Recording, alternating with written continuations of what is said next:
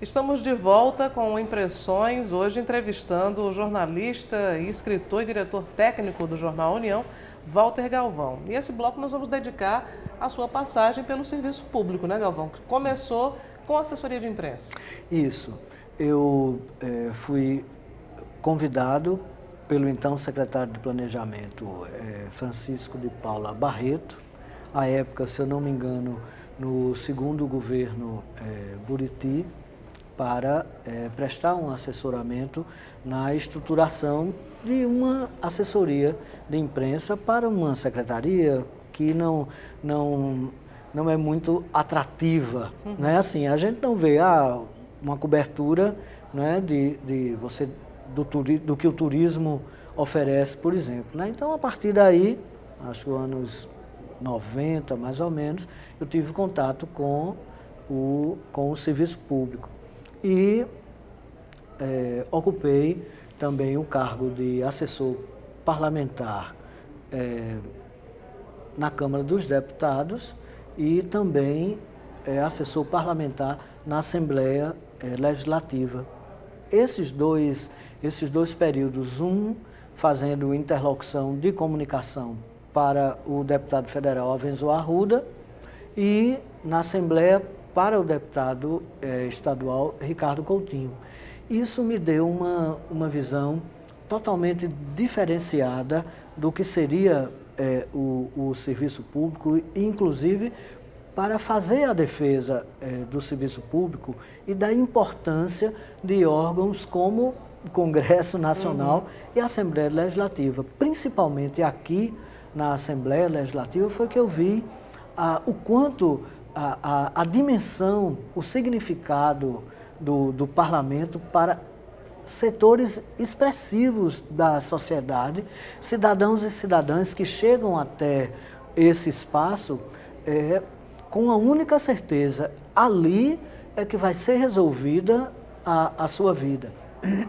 Ou na perspectiva equivocada de que o patrimonialismo do cargo, o parlamentar, a parlamentar, como distribuidores de benesses, ou na outra perspectiva de que você vindo aqui cobrar, vindo aqui pressionar, você é capaz de interferir na vida do Estado. Então, e realmente, quando você passa a acompanhar a motricidade, a engenharia, vamos dizer assim, até a mecatrônica da burocracia, você vê os aspectos negativos, mas você também vê os avanços na realização concreta das coisas ou no testemunho das pessoas que no poder público se empolgam e se empenham para realizar realmente. Então eu fico bastante angustiado quando eu vejo naturalmente, né, colegas jornalistas que têm no seu discurso crítico a depredação desses espaços como a forma preferencial do diálogo social, porque realmente as distorções são tão grandes. Nós estamos agora, inclusive agora em 2016, acompanhando os espasmos de um dos maiores escândalos do mundo gerados pela corrupção, e isso faz com que eu pude acompanhar pesquisas recentes em que, na perguntação à população do como ela estava vendo o espaço político, 25%, numa enquete em que se ouviu 2.000 pessoas dizer o seguinte: eu estou deprimido ou eu estou deprimida por conta do contexto e da conjuntura política. Então, faz com que a gente até compreenda a depredação, mas no serviço público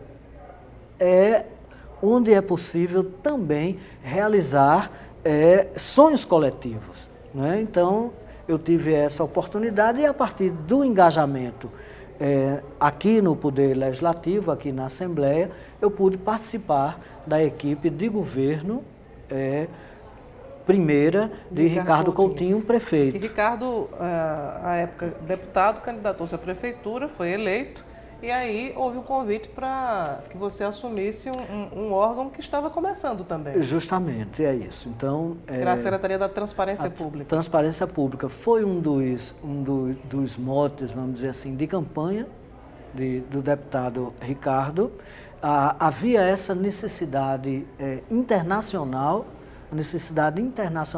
de transparência por causa das configurações do poder, né? A exigência da sociedade no período de reconstitucionalização, né? Depois de termos nos livrado, não totalmente, de todo o entulho autoritário do período do militarismo aí, havia essa necessidade de transparência. Então, Ricardo me convidou para fazer uma pesquisa, né, de como montar essa primeira estrutura. Nunca tinha havido secretaria de transparência em nenhum local, e a partir das buscas junto ao Ministério Público, das arquiteturas, das controladorias, da tradição de ouvidoria e de controle da própria estrutura de poder do Brasil, certo? Nós conseguimos estabelecer um desenho legal com o apoio, a consultoria de muitas pessoas para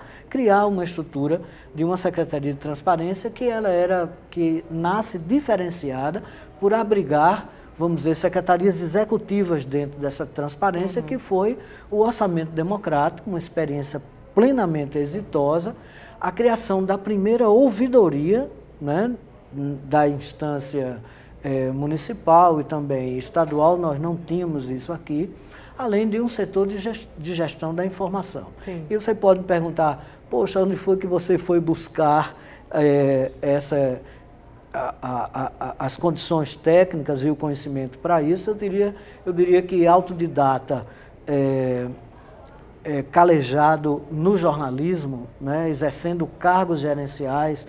Então nós temos que compatibilizar o uso dos recursos, a otimização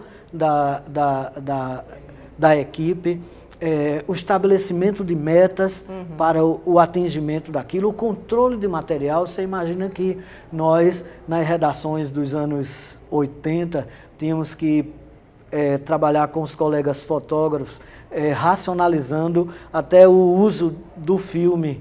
Então, nós trabalhávamos na perspectiva de que temos tanto de papel, nós trabalhávamos gerenciando equipes de jornalismo, sabemos que só poderíamos percorrer tantos quilômetros porque a nossa disponibilidade de combustível. Sim. Então, essa experiência gerencial eu pude levar para o serviço público, atentando para as metas, o rigor daquilo que a lei, a motricidade da própria legislação específica e a sensibilidade para escolher pessoas interessadas, né, em fazer o trabalho. Além disso, você ainda passou pela TV Cidade e também pela Fundação Cultural de João Pessoa, que nosso tempo já está quase esgotando. E antes disso, eu queria falar também, aliás, depois disso eu queria falar também sobre o livro que você Olha, e a experiência também, os 2 anos que eu fiquei na Secretaria de Educação, que eu consegui sensibilizar a equipe para que a gente implantasse o programa de robótica, pioneiro aqui no estado, além de um programa de xadrez, que também nós não tínhamos com essa dimensão em nenhuma rede pública. Então, nós investimos na base tecnológica com a robótica para que a estudante tivesse isso, e investimos na questão do ludismo cognitivo com o xadrez para a gente integrar tradição e tecnologia. Para a gente arrematar aqui o Impressões, Galvão, você lançou recentemente, em comemoração aos 90 anos de Fidel Castro, esse livro que é Fidel Castro, o Herói da Serra Maestra, né? É um lançamento da editora Patmos. Eu queria que você falasse um pouco para os nossos telespectadores sobre essa obra, que aliás é uma biografia de Fidel em quadrinhos. Isso. Então, com Lelo Alves, o desenhista, nós fizemos uma pesquisa sobre a vida de um revolucionário que expressa a angústia de um povo, que era o povo cubano naquela época, anos 50, de se libertar de 2 forças que destruíam a possibilidade de emancipação dos cubanos. A máfia, que que havia instalado os seus cassinos para manter o seu poder nos Estados Unidos, e a corrupção no exército, na polícia e na política.